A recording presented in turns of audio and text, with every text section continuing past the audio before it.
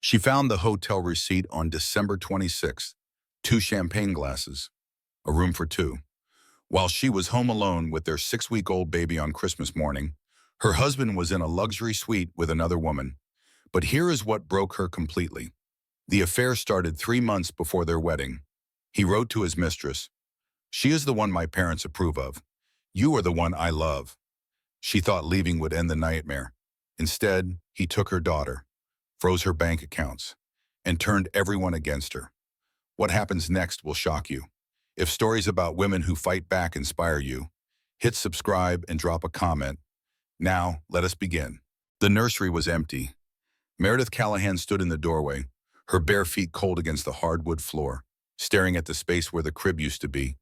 The walls were still painted that soft sage green she had chosen during her second trimester. The curtains still hung in gentle folds, filtering the morning light into something almost peaceful.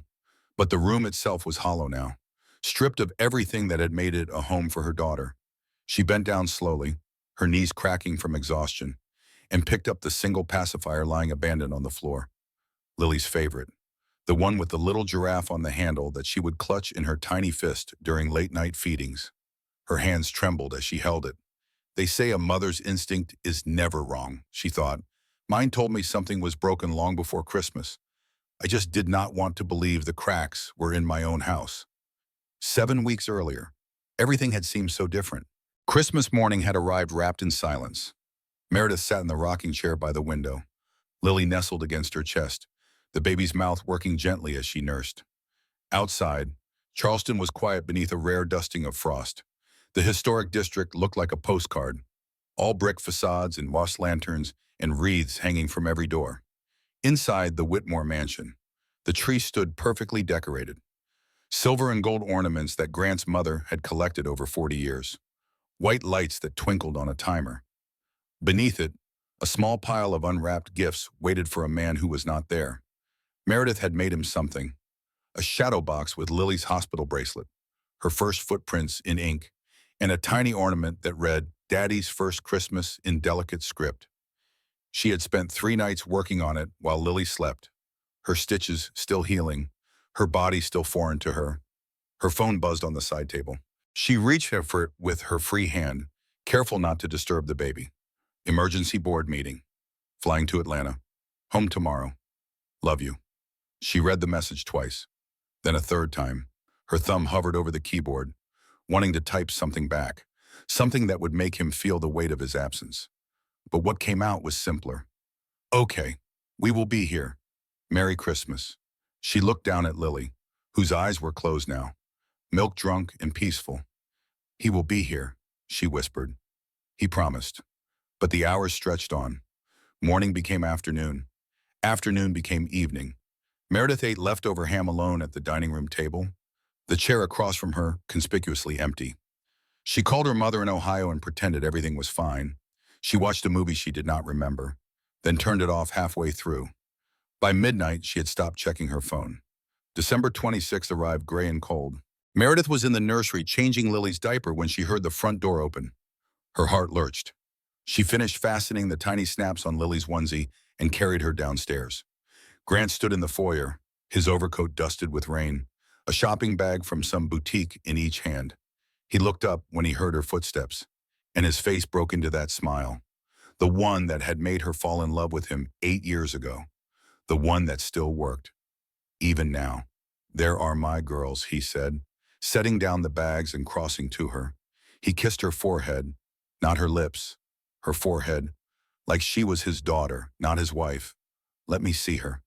He took Lily from her arms, and for a moment, watching him hold their daughter, Meredith felt something loosen in her chest. This was what she had imagined. This was the family she had built. Then she caught it, faint but unmistakable, a perfume that was not hers, something floral and expensive and wrong. Her stomach tightened. "How was the meeting?" she asked, keeping her voice steady. Grant did not look up from Lily's face. "Brutal. You know how these board things go. Old men arguing about projections. I barely slept. Traffic must have been terrible. Murder. Absolute murder." She nodded, watching him, watching the way he avoided her eyes, watching the way his jaw tightened almost imperceptibly when she asked questions. That night, after Lily was down, Grant showered immediately. Meredith told herself it was because he was tired, because he had been traveling, because showers were normal things that normal husbands took after normal business trips. She gathered his clothes for the laundry. That was normal too. His carry-on bag sat open on the bedroom floor. She knelt beside it, pulling out a rumpled dress shirt, a pair of slacks. Her hand brushed against paper. She pulled it out. A receipt. Hotel Belmont, Savannah, not Atlanta, Savannah, December 24th through 26th. Room service for two. 2 glasses of champagne at 11:47 p.m. on Christmas Eve. Her fingers went numb. She kept digging. Found a small velvet pouch tucked into the side pocket. Inside was an earring. A pearl drop. Elegant and feminine. Caught in the lining of his sweater. Not hers. She had never owned anything like it. The shower was still running. She could hear Grant humming something. Some song she did not recognize, as steam billowed from beneath the bathroom door. Meredith sat on the edge of the bed, the receipt in one hand and the earring in the other. Her whole body was trembling. Her mind raced through explanations. A colleague who left it behind, a gift for his mother that fell out of its box, a mistake at the hotel, a wrong receipt handed to the wrong guest. But she knew, somewhere deep in her chest, in the place where instinct lived, she knew. The bathroom door opened. Grant emerged in a cloud of steam, a towel wrapped around his waist, looking relaxed and content. "Everything okay?" he asked, reaching for his pajamas. Meredith looked at him, looked at the man she had given up her law career for, the man whose child she had carried for 9 months, the man who had promised her forever in front of the 200 guests and a priest and a God she still believed in.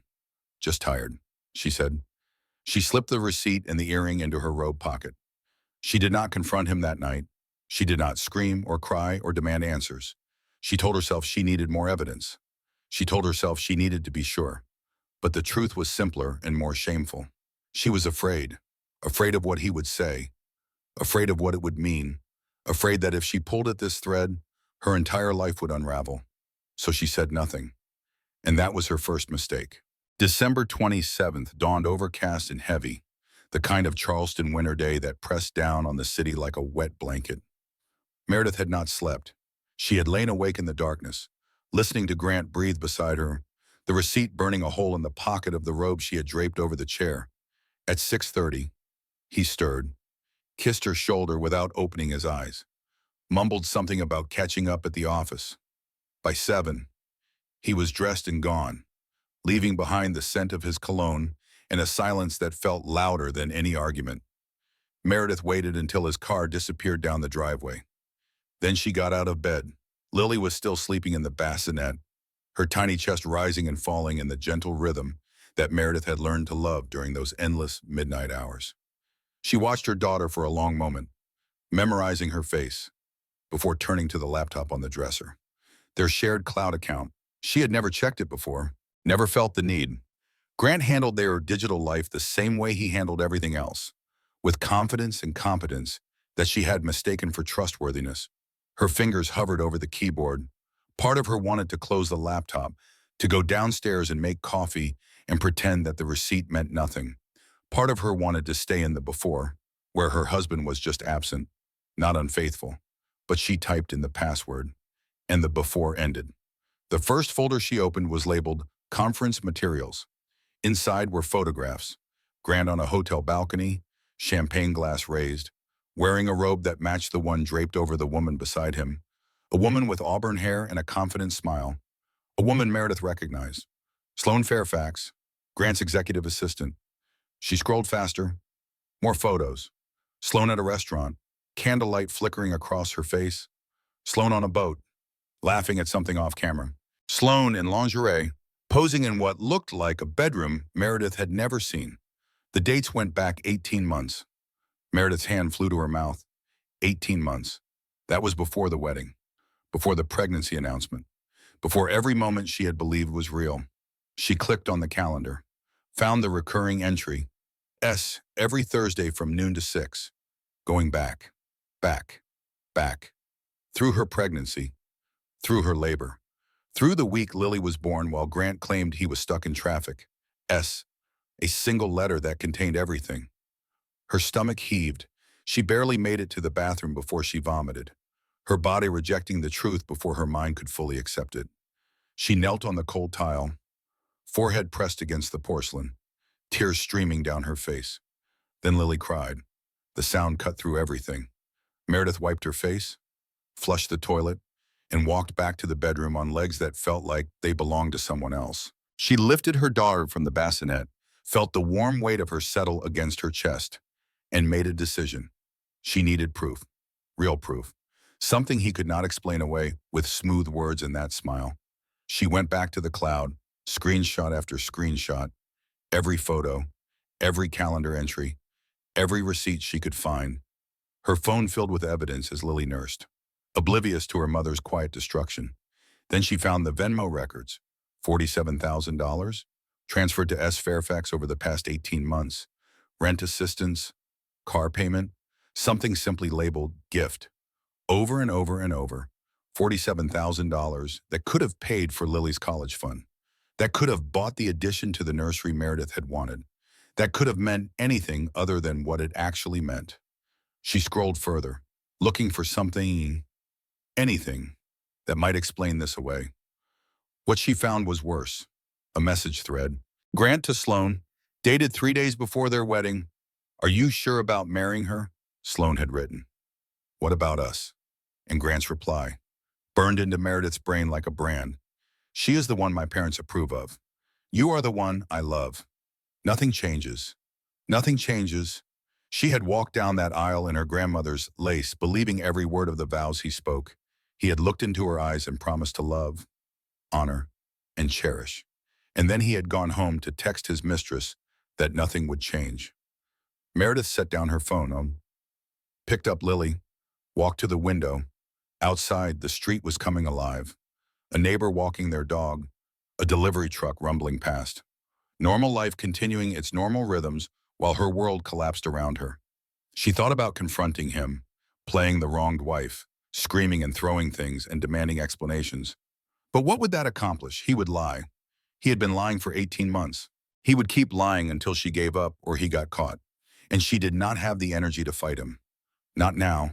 Not with a 6-week-old baby in stitches still healing and a body that felt like it had been through a war. But she could leave. The thought arrived quietly, almost gently. She could leave. She could take Lily and go somewhere safe and figure out the rest later. She did not have to stay in this house with his ghost, waiting for him to come home and lie to her face again. She thought of her college roommate, Joanne, who had survived her own divorce 3 years ago, Joe, who lived 40 minutes away in a modest townhouse filled with books and wine and brutal honesty. Meredith picked up her phone and typed a message. I need a place to stay. Do not ask questions yet. Can I come? The reply came in under a minute. Door is always open. Get here. Meredith looked around the bedroom. At the wedding photo on the nightstand. At Grant's closet full of designer suits. At the life she had built with the man who had never really been hers. Then she started to pack. Not everything. Just what mattered. Lily's clothes and diapers and the blanket her mother had knitted. Her own essentials. The documents she needed. The evidence on her phone. She worked quickly, methodically, the way she used to work when she was still a lawyer. Before she gave it up for him. Before she became just a wife. Just a mother. Just someone whose whole identity was wrapped up in a man who loved someone else. At 2 a.m., the house was dark and silent. Grant had not come home. Another late night at the office. Another lie she would never have to hear again. Meredith stood into the foyer, Lily strapped to her chest into the carrier, one suitcase at her feet. She looked at the Christmas tree, still lit, still beautiful, still mocking her with its false cheer. She walked to the kitchen, placed her wedding ring on the counter. Beside it, she left the hotel receipt. No note, no explanation, just the evidence and the absence. She let herself out the back door, loaded Lily into the car seat, and drove away into the darkness. She did not look back. The drive to Joanne's house took 43 minutes. Meredith knew because she watched every second tick by on the dashboard clock, her hands white-knuckled on the steering wheel, her eyes darting to the rear-view mirror every few seconds as if Grant might somehow appear behind her. He did not. He was probably still in bed with Sloan, or at the office, or wherever he went when he was not pretending to be her husband. It did not matter anymore. Nothing he did mattered anymore. The streets were empty at this hour. Charleston slept beneath its winter fog, the historic district giving way to suburbs and then to the quieter neighborhoods on the outskirts where Joe had settled after her divorce. The houses here were smaller, the lawns less manicured, the lives inside them presumably less complicated. Or maybe everyone's life was complicated. Maybe Meredith had just been too naive to notice. She pulled into Joe's driveway at 2:47 a.m. The porch light was on. Joe stood in the doorway, wrapped in a bathrobe, her face a mixture of concern and the kind of resigned understanding that came from experience. The car door felt impossibly heavy. Meredith's legs felt impossibly weak. But she got out anyway, unstrapped Lily's carrier from the back seat, and walked up the path to her oldest friend. Joe did not ask questions. She just opened the door wider and stepped aside. "Guest room is made up," she said. "There is formula in the pantry if you need it. Coffee will be ready at 6. Meredith nodded. Her throat was too tight for words. The guest room was small but clean, decorated in the simple, practical style Joe favored. A bed with a quilted comforter, a dresser with a lamp, a window that looked out onto a backyard where a single oak tree stood sentinel against the lightening sky. Meredith set Lily's carrier on the bed and sank down beside it. Her daughter was still sleeping, her face peaceful, her tiny hands curled into fists. She did not cry. She had expected to cry, had braced herself for the kind of sobbing breakdown she had seen in movies, but the tears would not come. Instead, there was just this hollow feeling, like someone had scooped out her insides and left nothing but the shell. She lay down beside her daughter and closed her eyes. When she woke, sunlight was streaming through the window and the smell of coffee was drifting up from downstairs. Lily was awake too, making the soft, hungry noises that meant feeding time. Meredith nursed her daughter in the quiet morning light, listening to the sounds of Joe moving around the kitchen below. It felt surreal, being here instead of in the Whitmore mansion. It felt like she had stepped out of one life and into another. Eventually, she made her way downstairs. Joe was at the kitchen table, 2 mugs of coffee already poured, her face patient and waiting. Meredith sat down across from her. "He has been cheating," she said. Her voice sounded strange to her own ears, flat and distant, since before the wedding, with his assistant. Joe's expression did not change. She had been through this herself. She knew how these conversations went. How did you find out? Hotel receipt, photographs, Venmo transfers? She paused, swallowing hard. He told her she was the one he loved, that I was just the one his parents approved of. Joe reached across the table and took her hand. "I am so sorry. Mary, I should have seen it. All those late nights, all those business trips. I should have known." "No," Joe's voice was firm. "You trusted your husband. That is what you were supposed to do. This is not your failure. This is his." Meredith looked down at her coffee. The steam rose in gentle spirals. "What do I do now?" Now Joe leaned back in her chair. "Now you protect yourself and your daughter. You document everything. You find a lawyer, and you do not let him convince you that any of this is your fault." By noon, Meredith had called her cousin who practiced estate law and gotten a referral. Victoria Harding, family law, ruthless reputation, fair prices, and a 92% success rate in custody cases. She made an appointment for January 2nd, a week away, an eternity. That afternoon, her phone buzzed for the first time since she had left. "Grant. Mary, where are you? The house is empty. Did something happen?" She stared at the message. Her thumb hovered over the keyboard. Joe looked over her shoulder. "Do not respond. He will know something is wrong." "Good. Let him wonder." Another message arrived. "I found your ring and the receipt. Mary, whatever you think happened, let me explain. This is a misunderstanding." She almost laughed. A misunderstanding. 18 months of photographs and messages and $47,000 in Venmo transfers. And he was calling it a misunderstanding. Another message. "You cannot just take Lily. She is my daughter too. Call me." And then, hours later, when she still had not responded, "If you do not call me back, I am contacting my lawyer." She showed the messages to Joe. "He is not even apologizing." Joe observed, "He is threatening you. That is who he is." Meredith's voice was quiet. "I just did not want to see it." That night, She could not sleep again. She lay in the dark, Lily breathing softly beside her, and thought about all the small moments she had overlooked. The times Grant had been too tired for intimacy, the way he always kept his phone face down, the weekends he had to work that somehow never included her. She thought about their wedding day, the way he had looked at her when she walked down the aisle. She had believed that look was love. Now she wondered if it was relief. Relief that she was naive enough to say yes. Her phone buzzed again. Another message from Grant. I know you are reading these. We need to talk. Like adults. And then, just before midnight, fine, have it your way. But remember, I tried. Something about that last message chilled her. It was not anger. It was not desperation. It was the quiet confidence of a man who believed he would win. She turned off her phone and held her daughter close. Whatever came next, she would not face it as the woman she had been. That woman had trusted blindly and loved foolishly and given up everything for a man who deserved nothing. This woman would fight. The law office of Victoria Harding occupied the third floor of a converted warehouse near the waterfront. Exposed brick walls, steel beams, floor-to-ceiling windows that looked out over the harbor, where sailboats bobbed gently in the winter wind.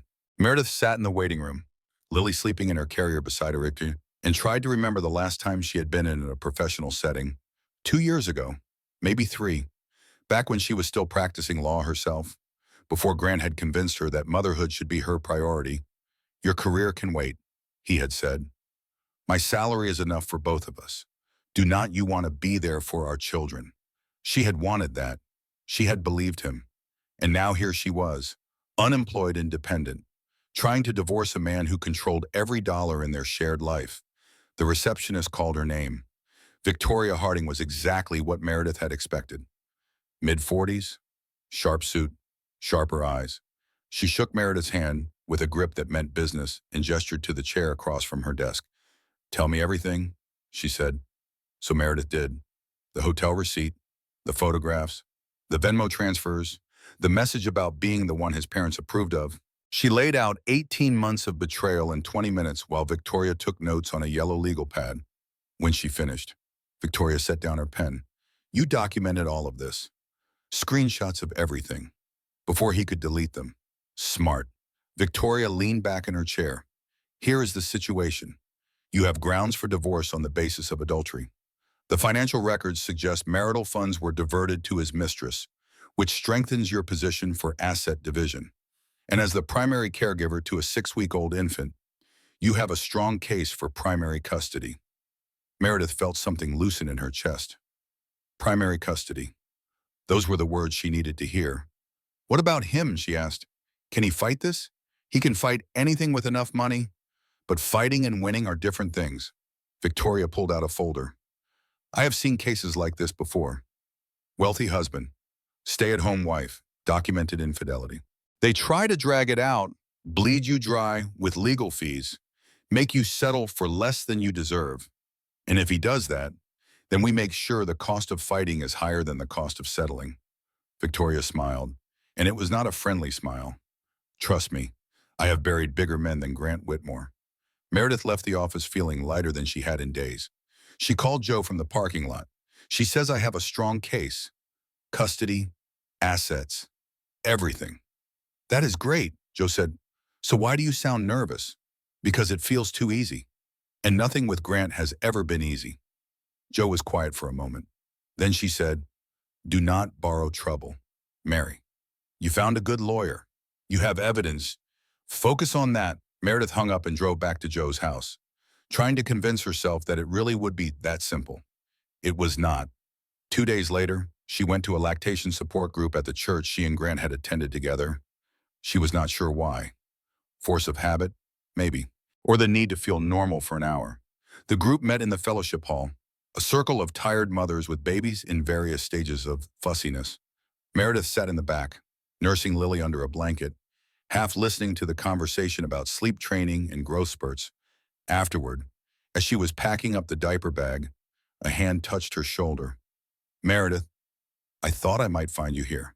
She turned. Pastor Raymond stood behind her, his face arranged in that expression of concern that clergy seemed to perfect. He was a tall man, soft around the middle, with gray hair and the kind of gentle voice that could make anything sound reasonable. "Pastor," she said, forcing a smile. "How are you?" "Worried about you, actually." He lowered his voice. "Grant came to see me yesterday. He is quite upset." Her stomach tightened. "He came to you. He said you left without explanation, that you took the baby and disappeared. He is concerned about your state of mind." "My state of mind?" Pastor Raymond nodded sympathetically. "He mentioned that you have been under a lot of stress since the birth, that you have seemed withdrawn and anxious. He asked if I would talk to you, help you see that whatever difficulties you are experiencing in your marriage, they can be worked through." Meredith stared at him. The audacity of it took her breath away. Grant had cheated for 18 months, and now he was using their pastor to gaslight her into returning. "Pastor," she said carefully, "did Grant tell you why I left?" "He mentioned that there had been some misunderstandings, some accusations." "Misunderstandings?" She almost laughed. "He has been having an affair since before our wedding. I have photographs. I have financial records. This is not a misunderstanding." Pastor Raymond's expression shifted slightly, but his voice remained gentle. "Marriage is sacred, Meredith. Even when we feel wronged, we have a duty to try to repair what is broken. Have you considered what leaving will do to Lily? Children need their fathers." The words landed like a punch. She wanted to argue, to explain that staying with a man who did not love her would be worse for Lily in the long run, that a father who cheats is not a father worth having, that none of this was her fault. But she was tired, so tired. And the doubt was already creeping in, the voice in her head that whispered, "Maybe you are overreacting. Maybe you should hear him out. Maybe you are the one who is wrong." "I will think about it," she said, and walked away before he could say anything else. That night, she told Joe about the conversation. "He is manipulating you," Joe said flatly. "Through the church, through your faith. That is what these men do." "But what if," Meredith's voice cracked, "what if I am being unreasonable? What if I should at least let him explain?" Joe set down her wine glass hard enough to make it ring. "Mary, listen to me. That man spent Christmas with his mistress while you were home alone with your newborn. There is no explanation that makes that okay. There is no amount of sorry that erases 18 months of lies." But the pastor said, the pastor is getting one side of the story, from a man who has had years of practice at making people believe him. She leaned forward. "Do not let him do this to you. Do not let him make you think you are the one who is broken." Meredith looked down at her hands. They were shaking. She knew Joe was right. She knew it intellectually, logically, legally. But the emotional part of her, the part that had built a life with Grant, that had believed in their marriage, that still remembered the man he used to be, that part was not so sure. And that was exactly what Grant was counting on. 1 week later, Meredith found herself standing on the doorstep of the house she had fled. She was not sure how it happened. Exactly. A text from Grant asking if they could talk. A phone call where he cried, actually cried, and told her he had ended things with Sloan. A promise that he would do whatever it took to save their family. And she had agreed to dinner. One dinner. To hear him out. Joe had been furious. "You are walking right back into his web," she had said. "I just need to know." Meredith had replied, "I need to hear what he has to say. For closure, and if nothing else." But standing here now, her hand hesitating over the doorbell, she was not sure what she needed anymore. The door opened before she could ring. Grant stood there in the soft light of the foyer, wearing the blue sweater she had bought him for his birthday, looking every inch the devoted husband. "You came," he said, his voice thick with what sounded like relief. "Come in, please." The house looked different. Candles everywhere. Fresh flowers on every surface. The dining room table set with their best china and the crystal glasses they had received as wedding gifts. Grant had been busy. He pulled out her chair, poured her wine, served a meal he claimed to have cooked himself. Through it all, he talked. About his mistakes. About his regrets. About how losing her had shown him what really mattered. "I have been in therapy," he said, reaching across the table to take her hand. 3 sessions already. "I am working through why I did what I did. It is not an excuse, but I want you to know I am taking this seriously." Meredith listened. She had expected manipulation, but this felt different. This felt almost genuine. "What about Sloan?" she asked. "Over." Grant's jaw tightened. I told her it was done. She did not take it well. But that is not my problem anymore. You are my problem. You and Lily. That is all I care about. He reached into his pocket and pulled out a small velvet box. I want to renew our vows, he said, opening it to reveal a diamond band that must have cost more than her first car. I want to show you and everyone else that I am committed to this marriage, to our family. She stared at the ring. It was beautiful. Everything Grant offered was always beautiful. Grant, she started. Her phone buzzed in her purse. Ignore it, he said softly. This is more important. But something made her reach for it anyway. A text from an unknown number. He is lying. Check his downtown property records. 1847 King Street, Unit 12A. A friend. The words blurred before her eyes. What is it? Grant asked, his voice suddenly sharp. Nothing. She set the phone face down. Just Joe checking on me. But the seed had been planted, and when Grant excused himself to the bathroom a few minutes later, she could not stop herself from typing the address into Google. The results loaded in seconds. Property records.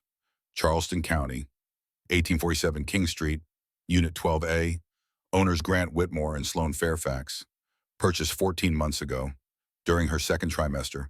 While she was growing his child inside her body, he was buying a home with another woman. The bathroom door opened. Grant returned, all smiles, ready to continue his performance. Meredith looked at him and felt something inside her turn to ice. 1847 King Street, she said quietly. His face went white. What? You bought a house with her. She stood up, her chair scraping against the floor. While I was pregnant, while I was planning our nursery and picking out names and believing every word you said, you were buying a penthouse with your mistress. Mary, do not, her voice shook, but not from weakness. From rage, do not you dare marry me. You sat here crying about therapy and renewal and commitment, and the whole time you still own property with her. Grant's mask slipped, just for a moment, but she saw it. The coldness underneath, the calculation. Who told you about that, he asked. Does it matter? He stepped toward her. Whoever is feeding you this information does not have the full picture. The property was an investment. It is already being transferred. Transferred to whom? Your other LLC, another shell company. His jaw tightened. You do not know what you are talking about. Then explain it. He did not. She grabbed her purse and headed for the door. He caught her arm before she could reach it. You are not taking Lily from me, he said, his voice low and dangerous. You are not walking away from this marriage and destroying everything I have built. My family's lawyers have been handling cases like this for 50 years. If you want a war, I will give you one. Let go of me. I am warning you. Meredith, and I am warning you. She wrenched her arm free. Touch me again and it becomes evidence. She walked out the front door, her heart pounding so hard she could feel it in her throat. The night air hit her face like a slap. She made it to her car before the shaking started. Sat there in the darkness, hands trembling on the steering wheel, trying to breathe. Her phone buzzed again. Same unknown number. Good. You saw it. There is more. Stay strong. She did not know who this friend was, but she knew one thing for certain. Grant Whitmore was not going to let her go quietly, and she was not going to stop fighting until she was free. The process server found her at Joe's house on January 10th. Meredith was in the kitchen, warming a bottle for Lily. When the doorbell rang, Joe answered and returned with an envelope, her face pale. It is from his lawyers, she said.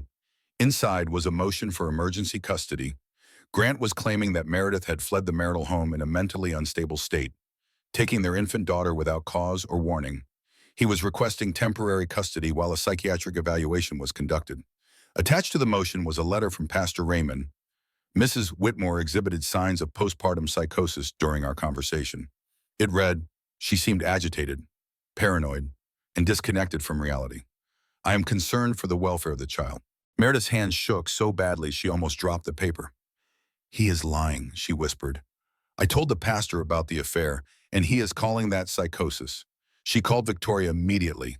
We have a hearing in 72 hours, Victoria said, her voice grim. He is trying to establish a narrative before we can respond. I need you to get a psychiatric evaluation scheduled today. Something that contradicts this letter. But I am not mentally ill. I know. But the court does not know that. And right now, his accusation is the only thing on record. Meredith spent the next 48 hours in a blur of doctors' offices and paperwork. She was evaluated by a psychiatrist who cleared her of any postpartum disorder. She gathered character references from her mother, her former colleagues, anyone who could attest to her stability. But Grant was not finished. On January 12th, she received a notification that their joint bank accounts had been frozen. Grant had filed a report claiming unauthorized access, alleging that Meredith had transferred funds without his consent. The money she had used to retain Victoria, gone. She had $340 in her personal savings account. Her credit cards were maxed, and her lawyer had not worked pro bono in 15 years. He is trying to bankrupt me, she told Joe that night, staring at the numbers on her screen. If I cannot pay Victoria, I cannot fight him. He knows that. Joe paced the living room. There has to be something we can do. There is nothing. He has unlimited resources. His father probably has judges on speed dial. I cannot win this. You cannot quit either. But the third catastrophe was already on its way. January 13th, the emergency hearing. Grant arrived at the courthouse with 3 attorneys, his mother Margaret on his arm, and a parade of character witnesses, colleagues from his firm, members of their country club. The head of the charity board Meredith had once served on, now testifying that she had seemed distracted and erratic at their last meeting. Meredith had Victoria and Joe. The judge reviewed the evidence. Pastor Raymond's letter, the frozen account claim, Grant's testimony that Meredith had disappeared in the middle of the night without warning, leaving him frantic with worry for his daughter. Then it was Meredith's turn. She presented her psychiatric evaluation, her screenshots of Grant's affair, her documentation of the Venmo transfers. The judge listened impassively. Then she spoke. The allegations on both sides are serious, she said. But given the young age of the child and the need to ensure stability during this investigation, I am granting temporary custody to Mr. Whitmore. The words hit Meredith like a physical blow. No, she heard herself say. No, she is breastfeeding. She needs me. Mrs. Whitmore will have supervised visitation pending the completion of a full psychiatric evaluation. The judge's gavel came down. This hearing is adjourned. Meredith's legs gave out. Joe caught her, held her up as Grant's attorneys gathered their files, and his mother smiled a thin, satisfied smile. Then she watched as a bailiff approached with a car seat. Ma'am, we need to transfer custody of the child. You cannot take her. Meredith's voice broke. Please, she is only 6 weeks old. The bailiff's face was not unkind, but his hands were firm. I am sorry, ma'am. Court order. Joe held her back as they took Lily, as her daughter's carrier disappeared through the courtroom doors. As Grant walked past her, close enough that she could hear him whisper, I told you, you should have stayed. And then he was gone, and Lily was gone, and Meredith was standing in an empty courtroom with nothing left but the sound of her own sobbing. The drive back to Joe's house was silent. Meredith sat in the passenger seat, staring straight ahead, her arms wrapped around herself as if she were the one who needed holding. Joe did not try to comfort her with words. There were no words for this. At the house, Meredith went straight to the guest room, to the bassinet that was now empty, to the stack of diapers she had been meaning to reorganize, to the blanket her mother had knitted that still smelled like Lily's baby shampoo.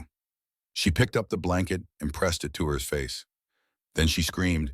She screamed until her throat was raw, until she had nothing left, until she was just a woman on the floor of a borrowed room, holding a piece of fabric and wondering how her life had unraveled so completely. Joe found her there an hour later.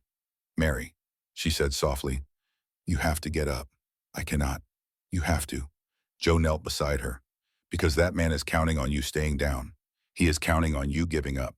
And if you do that, you lose her forever. Meredith looked up at her friend. Her eyes were swollen. Her face was wrecked. But something in her expression shifted. How, she asked. How do I fight someone who has already taken everything? You stop playing by his rules, Joe said, and you start fighting dirty. The supervised visitation center was a gray building in a gray part of town, designed to feel as institutional as possible. Meredith sat in a plastic chair, watching through a window as a social worker carried Lily into the meeting room. 1 hour. That was all she got. 60 minutes to hold her daughter, under the watchful eye of a stranger taking notes. Lily had lost weight. Meredith could see it in her face, in the way her onesie hung a little looser than it should. They had switched her to formula, even though Meredith had been pumping milk and sending it through Victoria. Even though breastfeeding was best for a baby this young, Grant did not care about what was best. He cared about winning. She held Lily close, memorizing the smell of her, the weight of her, the sound of her soft breathing. When the hour ended and the social worker came to take her back, Meredith had to physically stop herself from running. "You need to fight dirty." Joe's words echoed in her head as she drove back through the gray streets. But how? Grant had money, connections, lawyers who specialized in destroying people. What did she have? Evidence. She had evidence of his affair, a psychiatric evaluation that cleared her, and someone out there was trying to help her, someone who had sent that text about the property records. She pulled into Joe's driveway and sat there for a moment, thinking. Then she texted the unknown number. "Who are you? And why are you helping me?" The response came 20 minutes later. "Meet me tomorrow. Parking garage on Harbor Street, level 3, 9 p.m. Come alone." It was risky, dangerous, even, but she was out of option. The next night, she stood in the cold concrete darkness of the parking garage, her heart pounding, her keys clutched between her fingers like a weapon. Footsteps echoed from somewhere behind her. She spun around. A man emerged from the shadows. Mid-50s, gray at the temples, wearing a rumpled suit that had seen better days. "Mrs. Whitmore," he said, "Thank you for coming. Who are you?" "My name is Gerald Patterson. I was Douglas Whitmore's personal accountant for 12 years. Until the last month, when I discovered what his son has been doing." Meredith's breath caught. "What do you mean?" Gerald reached into his jacket and pulled out a USB drive. "Grant has been embezzling from client escrow accounts for 3 years, skimming off the top, hiding it in shell companies, using his father's firm as a front. When I found out, I went to Douglas. He fired me the next day and threatened to destroy my career if I said anything." Meredith stared at the drive. "Why are you telling me this?" "Because no one should lose their child to a man like that, and because I want to see him pay." Gerald held out the USB. "This is everything. Transfer records, account numbers, the names of the shell companies. It is enough to put him in prison." She took the drive. Her hands were shaking. "If I use this, he will know someone talked. But by then, we'll be too late. He cannot bury evidence that is already in the hands of federal investigators." Meredith looked at Gerald, at the tired lines around his eyes, at the weight he was clearly carrying. "Thank you," she said. "Do not thank me yet. Just win." She delivered the USB to Victoria the next morning. Her lawyer's face went through several expressions as she reviewed the files. Shock, disbelief, something that looked almost like glee. "This is not just family court ammunition," Victoria said slowly. "This is federal-level fraud, wire fraud, embezzlement, money laundering." She looked up at Meredith. "Where did you get this?" "A friend." "Does your friend have any idea what kind of hornet's nest this will stir up?" Meredith met her eyes. "Yes, and I do not care." Victoria leaned back in her chair. "If we play this card, Grant will not just lose custody. He could face criminal charges. His father's firm could be investigated.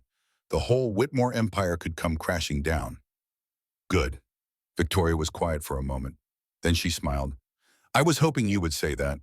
They filed a motion to compel disclosure of Grant's financial records, citing suspicious activity that merited investigation.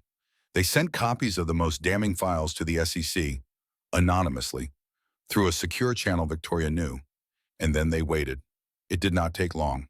Grant discovered the leak within 48 hours. He had Meredith followed, traced her movements back to the parking garage, and identified Gerald as the source. His retaliation was swift and brutal. On January 23rd, Meredith's car was broken into overnight. Her laptop, her backup drives, everything she had gathered, stolen. Worse, a police report was filed against her for possession of stolen corporate documents. Grant was claiming she had conspired with a disgruntled employee to steal proprietary data. "He is trying to make you the criminal," Victoria said over the phone. "Turn you from victim into defendant." "Can he do that?" "He is doing it. We need to change tactics." Meredith stood at Joe's kitchen window, watching the rain fall. "I am out of tactics," she said quietly. "Every time I think I have him, He finds a way to strike back harder. He is always one step ahead. Then we need to get inside his head, Joe said from behind her. Figure out what he is really afraid of. Meredith thought about the man she had married, about his image, his family name, his desperate need for control, his reputation. She said slowly, he would do anything to protect his reputation. So we threaten it, but the evidence is gone. Joe smiled. Is it though? Or is it just scattered? Meredith turned to look at her. What do you mean? I mean, Gerald was not the only person your husband has burned. There is also the woman he was burning you with. Sloan, Meredith breathed. Maybe it is time to pay her a visit. The coffee shop was neutral territory. Meredith arrived early, chose a table in the back corner, and waited. She was not sure Sloan would come. The text she had sent had been brief and cryptic. We need to talk about what Grant is doing to both of us. No response for 2 hours. Then, finally, tomorrow, 2 p.m., the green leaf on Meeting Street, and now here Meredith was, hands wrapped around a cup of tea she was too nervous to drink, watching the door. Sloan walked in at 2:15. She looked different from the photos Meredith had found on the cloud. Less confident, thinner. There were shadows under her eyes that makeup could not quite hide. She spotted Meredith and hesitated. Then she walked over and sat down. Neither of them spoke for a moment. Finally, Sloan broke the silence. Why am I here? Because I think you know something. Meredith said, something that could help us both. Help us both. Sloan's laugh was bitter. You want to help me after everything? I do not want to help you. I want to destroy Grant, but I cannot do that alone. Sloan was quiet. She stared at the table, her fingers tracing patterns on the wood. What makes you think I would turn on him? The property records for 1847 King Street. Meredith watched Sloan's face carefully. You were on the deed, Boom. Now you are not. He transferred your ownership share to an LLC last month. Did you know that? Sloan's expression flickered. Something that looked like genuine surprise. He said it was tax restructuring. She said quietly, he said a lot of things. To both of us. The silence stretched between them. Outside, a bus rumbled past. A child laughed somewhere in the distance. He told me you were cold, Sloan said finally. Distant, that your marriage was already over in everything but name. I believed him because I wanted to. I know. I saw your baby announcement on Instagram. 3 days after the wedding. I cried for a week. Sloan's voice cracked, but I still did not leave, because I thought I was the one he loved. Meredith said nothing. There was nothing to say. Last month, Sloan continued, I found out about another woman, a paralegal at his firm. Younger than me. He was already setting her up with an apartment. Another one. I was never the only one. I was just the longest running. She looked up, and her eyes were wet. I gave him 3 years. I moved to this city for him. I thought when your divorce went through, we would finally be together. And now I have nothing. No apartment, since he controls the lease. No savings, since he managed my finances. No job references, since my former employer is his business partner. She wiped her eyes. He used me, and when I was not useful anymore, he threw me away. Meredith leaned forward. Then help me make sure he cannot do this to anyone else. Sloan hesitated. What would I have to do? Tell the truth. To my lawyer, to the court, to anyone who will listen. You have emails, messages, financial records. You know things I do not. He will destroy me. He is already destroying you, this way. At least you go down fighting. Sloan stared at her for a long moment. Then something shifted in her expression. Something that looked almost like relief. I have copies, she said quietly, of everything. He does not know about them. After I found out about the paralegal, I started keeping backups. Insurance. Meredith's heart began to pound. What kind of copies? Emails where he talks about hiding money from you, recordings of phone calls where he admits the affair, screenshots of messages to his lawyer about how to fabricate evidence for the custody case. She reached into her purse and pulled out a thick envelope. I was going to use them as leverage, she said, to force him to keep supporting me. But then I realized he would never stop. He would always find another way to control me, unless someone stopped him completely. Meredith took the envelope. Her hands were shaking. "Why are you doing this?" she asked. Sloane smiled, and it was the saddest smile Meredith had ever seen. "Because I loved him," she said, "and this is the only way I know how to make that mean something." That night, Meredith spread the contents of the envelope across Joe's dining room table. It was everything, more than she had dared to hope. Emails discussing the fabrication of evidence, recordings where Grant bragged about manipulating the pastor, financial documents showing the full scope of his embezzlement, and one final piece, a message from Grant to Sloane, dated the day after the custody hearing. Phase 1 complete. It read, "She will be begging to settle within a month. Keep the pressure on, and this will all be over soon." Meredith stared at the words. He thought this was a game, a strategy to be executed, a wife to be crushed. She picked up her phone and called Victoria. "I have new evidence," she said. "Everything we need. Where did you get it?" The last person Grant ever expected to turn on him. Victoria was quiet for a moment. Then she laughed. "I love it when the mistress flips. Send me everything. We file tomorrow." The morning of February 12th dawned bright and cold, the kind of winter day that felt like nature was holding its breath. Meredith stood outside the Charleston County Courthouse, watching the news vans gather. Word had leaked about the hearing, about the fraud allegations, about the affair and the fabricated evidence, and the Whitmore family's spectacular fall from grace. Victoria appeared beside her. "Ready?" she asked. "No," Meredith said honestly, "but I am going anyway." That is usually how the bravest things happen. They walked into the courthouse together. The hallways were crowded with reporters, photographers, people who had come to watch the show. Meredith kept her eyes forward, her chin up, her hands steady at her sides. The courtroom was smaller than she had expected. Wood-paneled walls, fluorescent lights, the American flag hanging limply in the corner.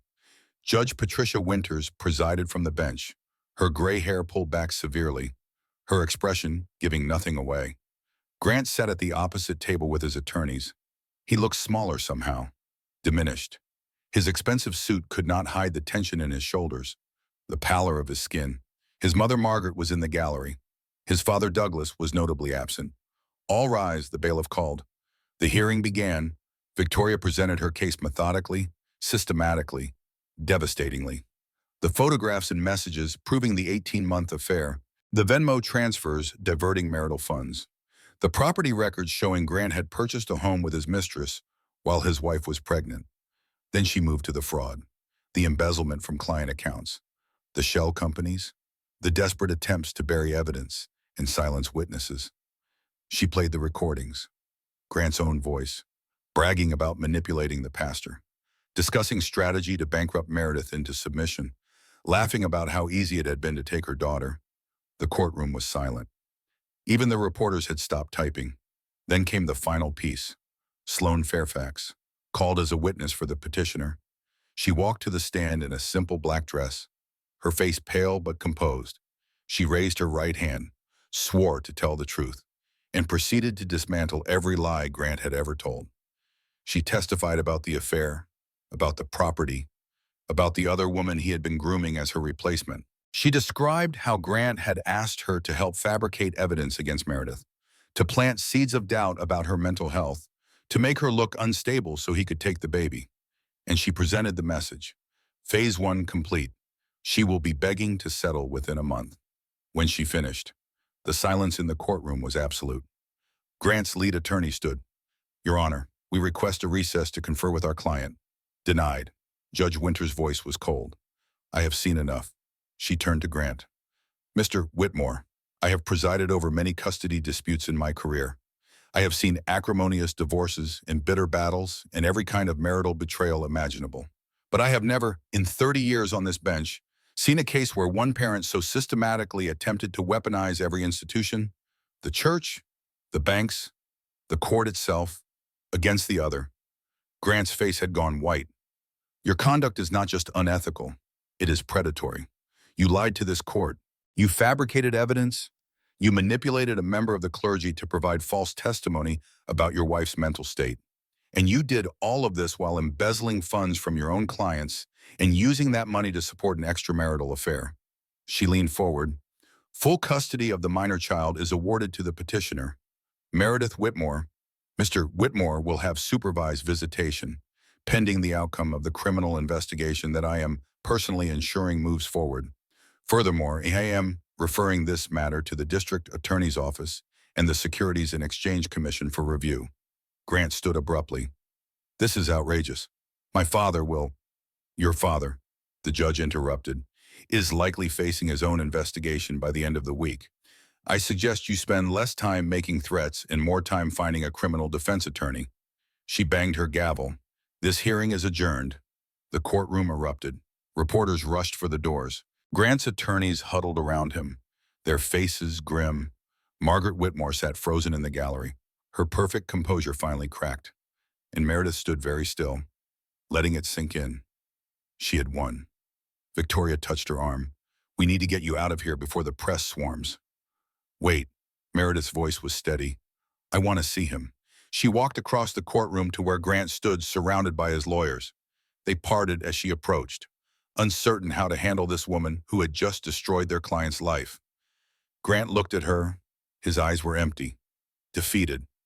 You should have let me go, she said quietly. When I left that first night, you should have just let me go.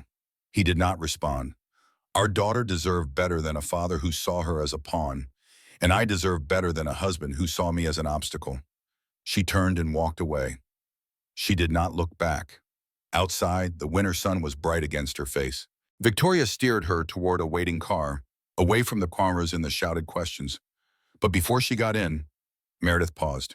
The sky was very blue, the air was very cold, and for the first time in months, she could breathe. I want to see Lily, she said. Now, today. Victoria nodded. I will make the call. Meredith got into the car and closed her eyes. It was not over. There would be criminal proceedings and financial settlements and years of untangling the mess Grant had made. There would be therapy for herself and eventually for Lily. There would be hard days and harder nights and moments when she wondered if she would ever feel whole again. But she would have her daughter. She would have her freedom. And that was enough to start. 2 weeks later, Meredith stood in an empty apartment, watching the movers carry boxes up the stairs. The space was smaller than the Whitmore mansion. 2 bedrooms, 1 bathroom, a kitchen that could barely fit a table. The view from the window was a parking lot instead of a manicured garden. It was perfect. Joe appeared in the doorway, a bottle of champagne in one hand and a potted plant in the other. Housewarming gifts, she announced. The champagne is for you. The plant is for Lily. She needs to learn responsibility early. Meredith laughed. It was a sound she had almost forgotten how to make. They sat on the bare floor of the living room, passing the bottle back and forth, while Lily slept in her carrier between them. The late afternoon lights slanted through the windows, painting everything gold. Have you heard anything? Joe asked. About the criminal case. Victoria says Grant took a plea deal. 3 years minimum. Federal facility. Sloan got 18 months for her role in the fraud, though the prosecutor pushed for leniency given her cooperation. The penthouse is in foreclosure. Douglas Whitmore stepped down from the firm's board. Joe shook her head. The whole empire crumbling. It was built on lies. Meredith took a sip of champagne. Lies always collapse eventually. They were quiet for a moment. How do you feel? Joe asked. Meredith considered the question. A month ago, she would have said angry, or devastated, or lost. Now she felt something different. I feel like I am finally meeting myself, she said. The person I was before I gave everything up over him. Before I convinced myself that being a wife and mother meant erasing everything else. She looked at Lily. I want her to know that she can be anything, not just the version of herself that makes other people comfortable. Joe raised the bottle. To the women we are becoming. To the women we are becoming. The doorbell rang. Meredith frowned. The movers had finished half an hour ago. She was not expecting anyone else. She opened the door to find a man standing on her doorstep. Tall, broad-shouldered, with kind eyes and sawdust in his hair. He held a toolbox in one hand and a gift basket in the other. Hi, he said. I am Owen Mercer. Joe asked me to stop by and check if anything needed fixing. And my mother insisted I bring this. She heard you were moving in, and she worries about people who do not have enough casseroles in their freezer. Meredith blinked. That is very kind of you. She stepped aside. Come in. Owen walked through the apartment, noting the squeaky hinge on the bedroom door, the loose handle on the kitchen cabinet, the light fixture that flickered when you turned it on. He fixed each one methodically, quietly, without making a fuss. Joe watched him work with a knowing smile. Owen is renovating my house, she mentioned casually. Single, has been for 2 years. Very good with his hands. Joe, Meredith's voice carried a warning. I am just providing information. What you do with it is your business. Owen returned from the kitchen, wiping his hands on a rag. All done, he said. Should be good for a few months at least. If anything else comes up, Joe has my number. Thank you. Meredith walked him to the door. Really, I appreciate it. He paused on the threshold, looking at her with an expression she could not quite read. Joe told me a little bit about what you have been through, he said. I hope this is not out of line, but I wanted you to know, starting over is hard, but it gets easier, and you do not have to do it alone. She did not know what to say, so she just nodded. Owen smiled, a gentle thing that crinkled the corners of his eyes. Have a good evening. Mrs. Whitmore, Meredith, she corrected. Just Meredith. Meredith. He tipped an invisible hat and headed down the stairs. She watched him go. Then she closed the door and turned to find Joe grinning at her. Do not say anything, Meredith warned. I was not going to say a word. That night, after Joe had gone home and the boxes had been pushed against the walls and the champagne bottle stood empty on the counter, Meredith sat in the rocking chair by the window with Lily in her arms. The baby was awake, her dark eyes reflecting the glow of the streetlights outside. She made soft cooing sounds, her tiny hand wrapped around Meredith's finger. You know what? Meredith whispered. I thought love was something you found in another person, something you earned by being good enough, pretty enough, quiet enough. I spent years trying to be whatever he needed me to be, thinking that if I just tried harder, I would finally deserve to be loved. Lily blinked at her. But that is not how it works, is it? Love is not something you earn. It is something you build. Inside yourself first, then with the people who actually see you. She kissed her daughter's forehead. I am going to show you what that looks like. Every day. And it is going to look nothing like him. Her phone buzzed on the side table. A text from an unknown number. Grant took the plea deal. 3 years minimum. Sloan got 18 months. The penthouse is in foreclosure. Thought you would want to know. A friend. Meredith stared at this message for a long moment. Then she deleted the number. She did not need a friend watching over her anymore. She did not need anyone to protect her from Grant Whitmore or men like him. She had learned to protect herself. Outside the window, the night was quiet and clear. A few stars were visible through the city haze. Somewhere in the distance, a church bell tolled the hour. Meredith stood up, carried Lily to the nursery, and laid her gently in the crib. She straightened the blanket her mother had knitted, adjusted the mobile of silver stars. Then she stood at the window and looked out at her new beginning. They say what does not kill you makes you stronger, she thought. But that is not quite right. What does not kill you makes you different. And different is not always a bad thing.